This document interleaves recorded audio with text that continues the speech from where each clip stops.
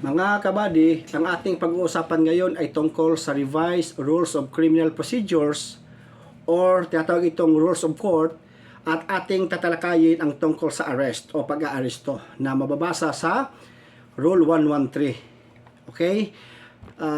Dito sa Section 1, ang ibig sabihin po ng arrest ay taking of a person into custody in order that he may be bound to answer for the commission of an offense. Kaya sa inaaresto para sagutin niya ang reklamo na pinaratang sa kanya.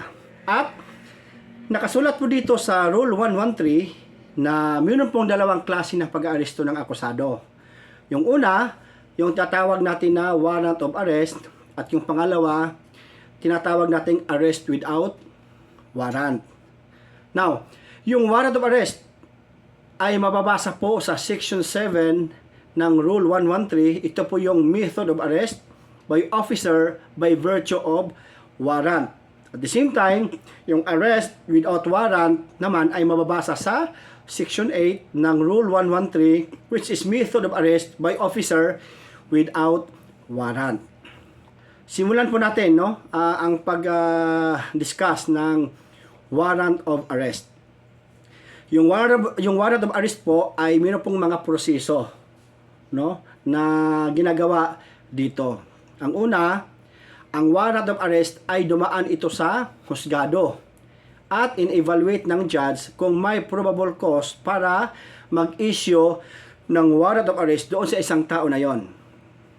Pangalawa, kung sa tingin ng judge may sapat na probable cause ang nasabing reklamo, ang judge ay maglalabas ng warrant of arrest at ibibigay ito sa law enforcement agencies katulad ng Philippine National Police, National Bureau of Investigation, or Philippine Drug Enforcement Agency.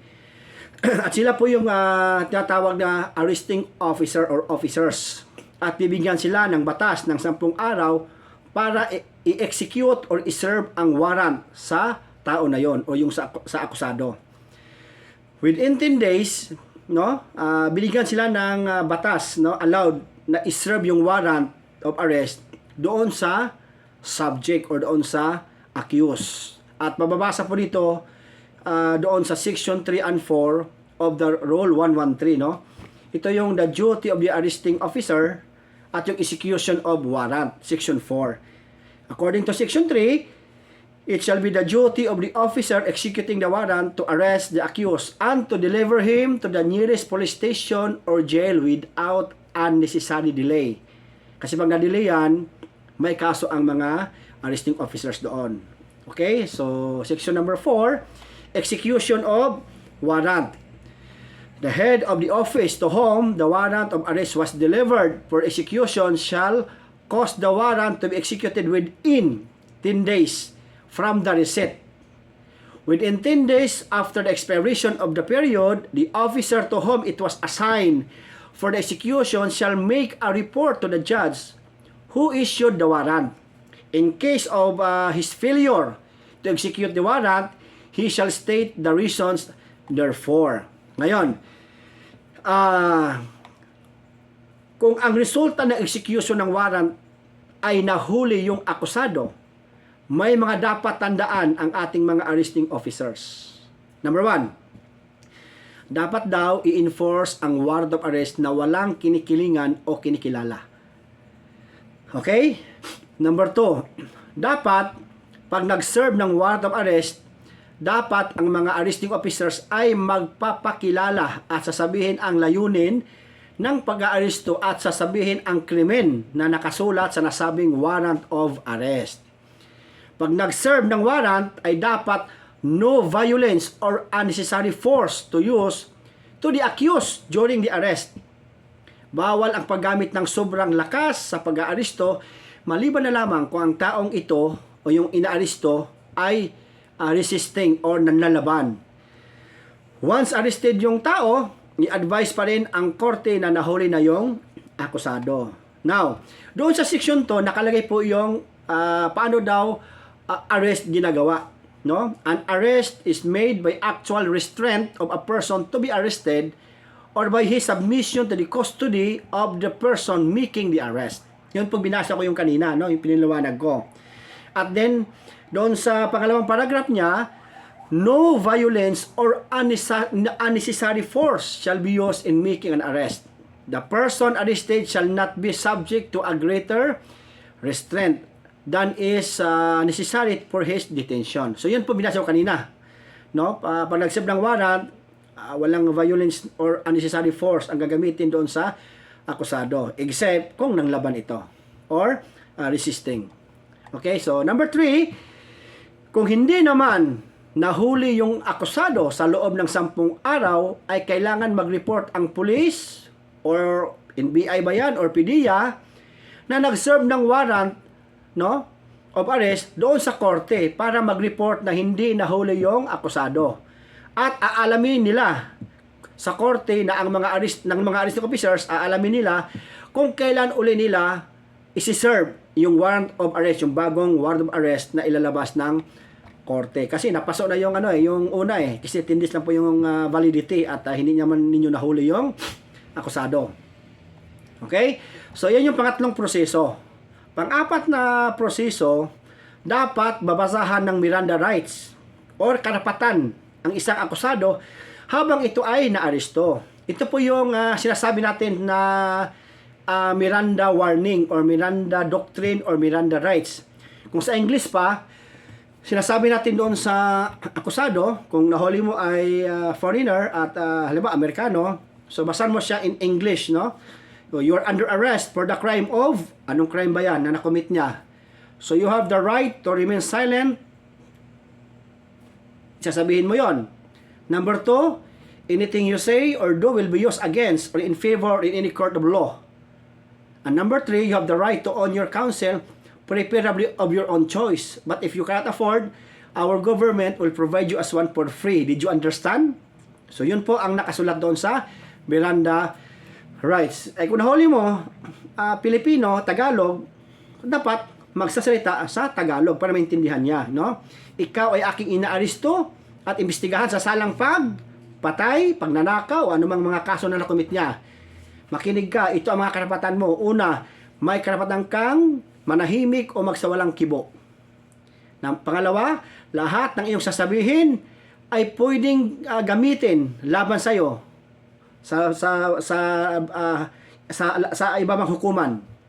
Pangatlo, may karapatan kang kumuha na yung tagapagtanggol na iyong pinili. Ang ibig sabihin yan, private lawyer, kung may kakayahan siya. Kung wala kang kakayahan, pagbibigyan ka nating gobyerno na isa na libre. Yeah, that is the function now of the PAW lawyer. So bibigyan natin, wala siyang kakayahan na kumuha ng sariling abogado. Okay, so bakit dapat basahan na akusado ng Miranda rights? Para malaman naman niya ang kanyang karapatan against self-incrimination. Baka kasi may masabi ang akusado na maaring magdiin sa kanya. Kaya nga kailangan ang Miranda rights ay naunawaan at naintindihan ng tao na iyong inaresto. Yan yung Miranda doctrine. At ito po ay pabor po ito sa mga akusado. Okay? That is for process. Yung panglimang proseso po, ito pong tatawag natin na ang sabi ng ating Supreme Court, kung hindi nabasahan ng Miranda rights ang isang tao during his arrest, ay masit aside lamang ito at baka ma-dismiss pa yung kaso. At hindi magamit ang mga ebidensya na nakuha sa akyos doon sa pag-file sa korte, no? Yon, kaya mahalaga mabigyan ng abogado mismo yung akusado. Kaya nga sana bago mag-conduct ng custodial investigation, kailangan in the presence of his or her lawyer. And number 6, ang warrant of arrest ay ma-serve 24/7 yan sa loob ng 10 araw. Maaring ma-serve ng umaga, tanghali, hapon, gabi. Discretion na yan ng mga arresting officer kung saan sila comfortable na ma-aresto yung tao. Walang pinipiling oras at araw sa loob ng 10 araw.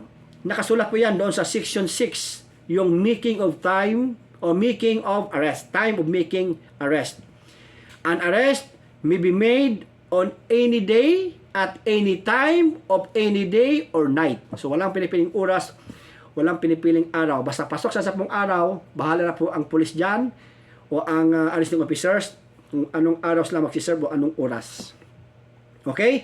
So yun po ang mga proseso, no? Doon sa pag-aaresto, no, ng isang tao na gamit ang warrant of arrest. Okay?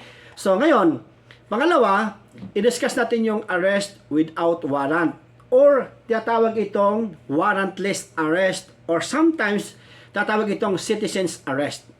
Dito po, may tatlong requirements ang arrest without warrant.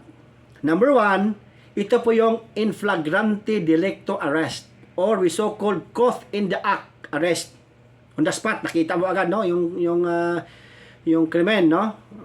Pangalawa, hot pursuit arrest at yung arrest of the escapee prisoner or detainee o yung mga takas na bilanggo. Saan po ito naisulat? Mababasa niyo po ito doon sa Section 5 ng Rule 113, arrest without warrant when lawful. Lawful, ha? So, tignan natin paano maging lawful yung arrest without warrant. Ang sinabi po dito sa definition, a peace officer or a private person. Pwedeng police, pwede ring civilian. May, without a warrant, arrest a person. Paragraph A. When, in his presence, the person to be arrested has committed. That's number one. Number two is actually committing. And number three is attempting to commit an offense. Dito po papasok yung in flagrante delicto arrest or caught in the act. Ito po yung in the presence of the arresting officer. Okay? So tatlo yun, ha, na pwedeng arestuhin ng isang officer or ng isang civilian, no, ang isang akusado in his presence, no, nakita niya mismo na yung krimen ay gagawin pa lang, ongoing yung krimen na ginagawa o yung mag-attempt na mag-commit ng crime. That is according to paragraph A. Ano naman ang nakalagay sa paragraph B under section 5? Arrest without warrant when lawful. When an arrest just has been committed, natapos na, katatapos lang na nangyari yung krimen, and he has probable cause to believe based on his personal knowledge of facts or circumstances that the person to be arrested has committed the crime. Dito po papasok yung tatawag natin na hot pursuit arrest, no, in the absence of the arresting officer. Kanina, in the presence of arresting officer. Number 2, ay yung pangalawa, in the absence of arresting officer. Okay? So, i-discuss pa yung mamaya isa-isa at mabigyan ko na example dyan. At yung paragraph C, ito yung mga when a person to be arrested is a prisoner who has escaped, no, from the penal establishment or place where he is serving final judgment or is temporarily confined while his case is pending or has escaped while being transferred from one confinement to another. I-discuss natin isa-isa yan. Ito po yung arrest of the escapee prisoner or detainee na nakalagay po sa Section 5. Now, dito sa in flagrante delicto arrest or caught in the act arrest, may mga requirements din po na dapat malaman natin. Ang sinabi ko po kanina, the person to be arrested has committed or katatapos lang gawin ang krimen. Or, number 2, actually committing. Or kasalukuyang ginagawa ang krimen. At yung number 3, attempting to commit a crime or gagawin pa lang ang krimen. Dito sa nasabing in flagrante delicto arrest or caught in the act arrest ay in the presence of the arresting officer or any person who make the arrest. Who make the arrest. According to Section 5, Paragraph A of Rule 113. Yung aaresto dyan ay nakikita niya katatapos lang ng krimen o ginagawa ang krimen o gagawin pa lang ang krimen. Ang common example po dito, yung buy-bust operation. Halimbawa, nakaroon ng buy-bust operations against illegal drugs. May bintahan ng droga. Mga press natin nag-conduct ng buy-bust operation. Yan po ang common na example dito sa Section 5. Okay? Now, Dito naman sa hot pursuit arrest na nakalagay doon o nakasulat sa Section 5, Paragraph B of Rule 113, dito ay nangyari na ang krimen. Pero hindi ito nakita ng arresting officer or kung sino mang tao. Pero meron siyang probable cause to believe that based on his personal knowledge that the person to be arrested has been committed the crime. I will give you a specific example. May isang tao tumatakbo, may dalang itak at duguan. At ang mga tao ay nagsisigaw na yung taong may dalang itak at duguan ay nakapatay ng tao. Hindi nakita ng police officer yon, pero narinig niya na may nagsisigaw ng mga tao na yung nagdala ng itak ay nanaksak o nanaga. That is a personal knowledge of the arresting officer na sinasabi dito. Probable cause to believe that that based on his personal knowledge that the person to be arrested has been committed the crime. Okay? So yan po, no? Yun, mababasa po natin yan, no? It's a Section 9, method of arrest by private person. Kung ang aresto naman ay private person, no? When making an arrest, a private person shall inform the person to be arrested of the intention of the arrest, him, and cause of the arrest, unless the latter is either engaged in the commission of an offense, is pursued immediately after its commission, or has escaped, flees, or forcible resist before the persons making the arrest has opportunity to do so inform him, or when the giving of such information will imperil the arrest. So, pwede mo siyang i-inform o basa ng Miranda Doctrine dito, pwedeng alam ba, anong inaresto mo, hindi naman pumalag, o di basahan mo ng Miranda rights. Ay kung inaresto siya, pero pumapalag, nagre-resist, pwedeng tsaka mo na basahan after mo maaresto. Kasi nga, nagre-resist no? Lumalaban. So, yun po ang nakalagay sa Section 9. Now, punta tayo sa paragraph C do sa Section 5, no? Escape from penal institution or jail detention or police detention cell, no? Ito ay nakasulat sa Section 5 din, no? Paragraph C sa Rule 113. Ano ba mga example nito na pwede ting arestuhin na hindi na kailangan ng warrant? Ito na yung mga takas sa kulungan or sa bilangguan. Halimbawa, sa Bucor, may tumakas dyan. They are, already serving their sentence pero di pa natapos tumakas. Pwede nang arestuhin yun na walang warrant of arrest. Yung mga nakakulong sa BJMP, waiting for trial. Yun. At doon sa mga provincial jail. Yun po mga example doon. Okay? At isa pa dyan na example, halimbawa, nahuli na ng pulis, no? Yung akusado, sinakay sa police mobile car o mobile patrol car. Biglang tumalon at tumakas. Pwedeng arestuhin yun. Hindi na kailangan ng warrant of arrest. Or yung mga tao, pwede ring arestuhin yung isang tao o pwedeng arestuhin ng sinumang tao o ng pulis yung mga detainee, halimbawa nasa hospital, nagkasakit, nakakulong yon pero di nasa hospital dahil walang capacity yung kulungin, gamutin siya, tapos nung nandun sa hospital, tumakas siya, pwedeng arestuhin yon without warrant. Okay, so yun po, no? Now, proceed tayo doon sa sinasabi natin na valid arrest may result to valid search and seizure. Ano ba ito? Yung valid arrest may result to valid search and seizure. Ito po ay pwedeng i-apply, no, doon sa warrant of arrest or arrest without warrant. Now, I will give you a specific scenario, no? Para lang maintindihan na yung valid arrest may result to valid search and seizure. Okay? Halimbawa, may buy-bust operation ang mga pulis about bintahan ng shabu at naabutan ng pulis, no, mismo na nag-abutan ng illegal drugs. Doon pa lang ay pwede nang i-search and seizure yung tao mismo, pati mga gamit na dala niya. Ito yung sinasabi dito sa valid arrest may result to valid search and seizures. Inaresto mo, talagang kapkapan mo yan, talagang isi-search mo yan, baka may balisong yan, baka may baril yan.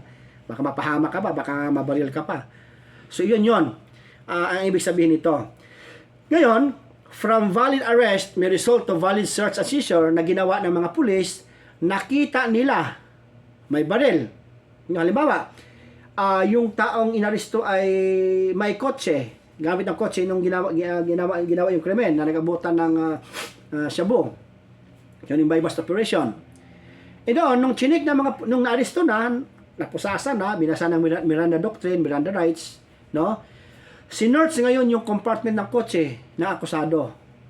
Valid yun, no? Kasi nga, i-apply mo yung valid arrest may result to valid search and seizure. So, kumpiskahin at pwede or maaaring maidagdag yung kaso. No? Pwedeng maging illegal possession of firearm yon, lalo na kung hindi registered. Hindi registered yung baril niya. So, pwedeng idagdag yung kaso na yon. Kasi, ano yon, a valid arrest may result to valid search and seizure. So, that is scenario number 1. For scenario number 2, ito naman, nag-aabutan ng during bypass operation, nakita ng mga tropang PNP natin, ng police, nag-aabutan ng shabu. Nung hulihin na sila, tumakbo at pumasok yung akusado sa bahay niya. Pwede ba itong pasukin ng pulis? No, ito yung tinatawag natin na continuous event from the commission of the crime until the person be arrested, or we so-called continuous chain of events. Okay? So, pwede bang habulin ng pulis at pasukin yung bahay? Siyempre, kung akusado yun, isisira niyo yung pinto. Hindi ka makapasok ngayon. Authorized ba ang pulis na pumasok para ma-arresto yung tao sa bahay na yon, sa bahay niya? Yes. Under Section 11, the right of officer to break into building or enclosure. An officer, in order to make an arrest, either by virtue of warrant or without warrant as provided in Section 5, may break into any building or enclosure where the person to be arrested is reasonably believed to be, or if he is refused admittance thereto after announcing his authority and purpose. Halimbawa, sabi ng pulis, ang mga pulis to, napalibutan nga namin, surrender ka ng maayos, huwag ka nang magbatigas ng ulo, lumabas ka na. Ayaw talaga mag-surrender. No? Masama pa, nakipagbalilan pa. So, walang choice doon ang mga pulis o yung mga arresting officers, talaga talagang papasokin na yon. At kung nakasira yung pinto, sisirain talaga yon para makapasok ang mga kapulisan natin o yung mga arresting officers. Now, may nakalagay naman sa Section 12, yung right to break out from building or enclosure. Ano naman ito? Whenever an officer has entered the building or enclosure in accordance with the preceding section, he may be break out therefrom when necessary to liberate himself. Example, nakapasok ng mga trabang pulis, tapos nagbabarilas na, no? Nahirabas na, nako-corner sila doon sa loob, no? So, mayroong exit doon. Pwede magsirain ng pulis yung exit, yung pintong palabas, pwede. No, para magiging kaya nga deliberate himself para maging free. Kung may hazard doon, no, lalo na kung nakipag-barilan ang akusado, so kaya para makalabas siya, no, at hindi naman mapahamak yung ating mga kapulisan. So yun ang ibig sabihin ng Section 12. Now, may tanong nga allowed ba doon ang pulis na pumasok? Sinabi ko, allowed. Basta nakabase sa Section 11 or Section 12. No, doon sa Rule 113. Allowed ang pulis na sirain ang pinto para arestuhin ang akusado, at allowed din ang pulis sirain ang exit door para makalabas. Nakalagay po yan sa batas natin. Now, after sirain ng pulis ang pinto para makapasok, at noong nakapasok siya, nakita agad niya sa kanyang dalawang mata na may mga baril sa lamisa, nakabuyang-yang.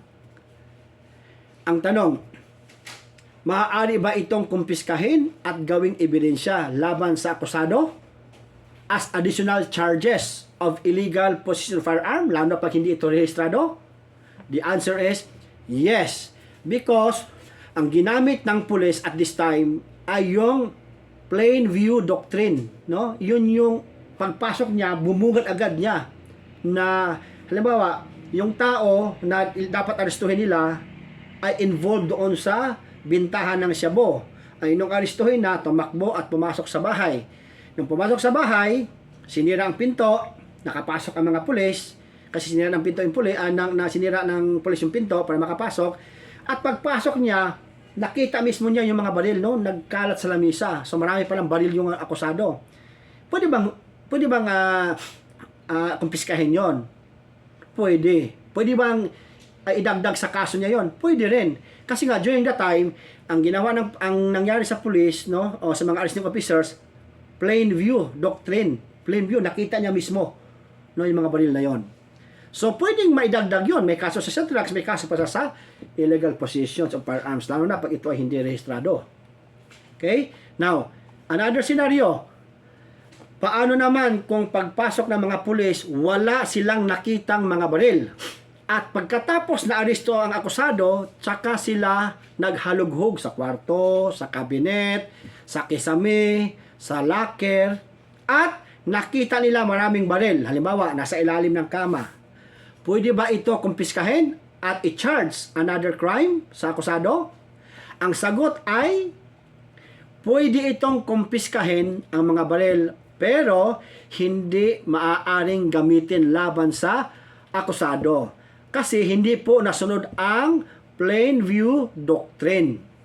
So, ang termino na ginagamit, no, ng korte dito ay yung tatawag nila na fruit of the poisonous tree. Ulitin ko ha. Ang ginamit dito na termino ng korte ay fruit of the poisonous tree. Yung mga baril doon sa baril, no, na nakita. Kaya fruit of the poisonous tree kasi nga hindi siya nakita during plain view doctrine, kundi hindi nakita siya through searching. So ibang usapan kasi 'yon. So pwedeng kumpiskahin yung mga baril, i-inventory, pero hindi ito pwedeng maaaring gamitin bilang ebidensya sa korte. At bahala na dyan ang PNP maggawa ng disposition doon sa mga nasabing mga baril na recover during paghuli doon sa tao sa bahay, no? At sila na po ang bahala diyan kung i-turn over nila sa sa Firearm and Explosive Division, no?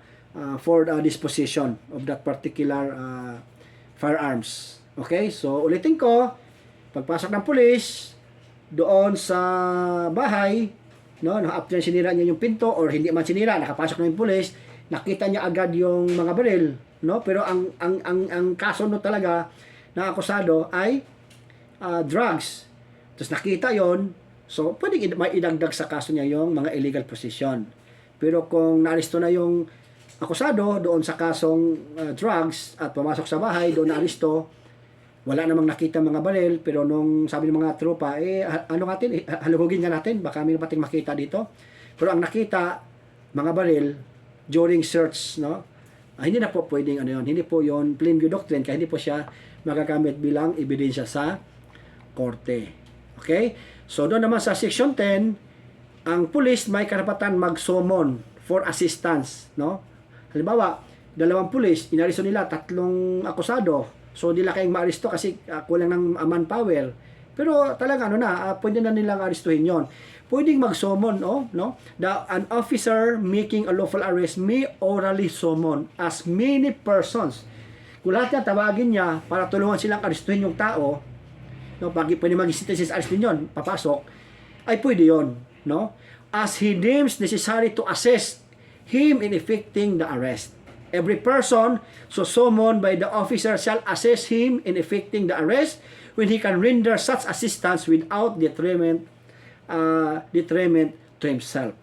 Okay? Kung kaya naman ng mga tao, pwede naman silang tumulong, no? Basta isumos lang ng orally ng mga kapulisan.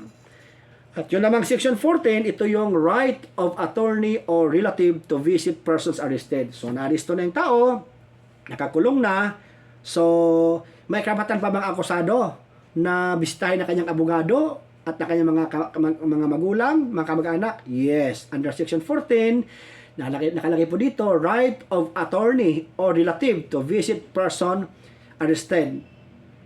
Ano nakalagay sa definition? any member of the Philippine Bar shall, at the request of the person arrested or of another acting in his behalf, have the right to visit and confer privately. Pwede sila mag-usap na sila ng dalawa, walang nakikinig na mga tropang pulis dyan o mga nagbabantay. Pwede yun. Karapatan ng akusado yun. With such person in the jail or any other place of custody at any hour of any day or night. Umaga, sa hapon, sa gabi, pwede siyang bistahin, no? Ng kanyang magiging abogado. Yun lang, subject to reasonable regulations. A relative of the person's subject to reasonable regulations, a relative of the person arrested can also exercise the same right.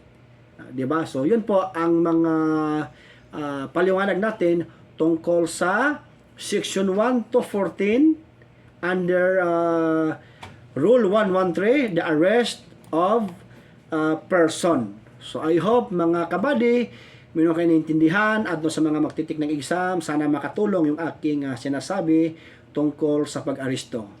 Yun lang po at maraming salamat.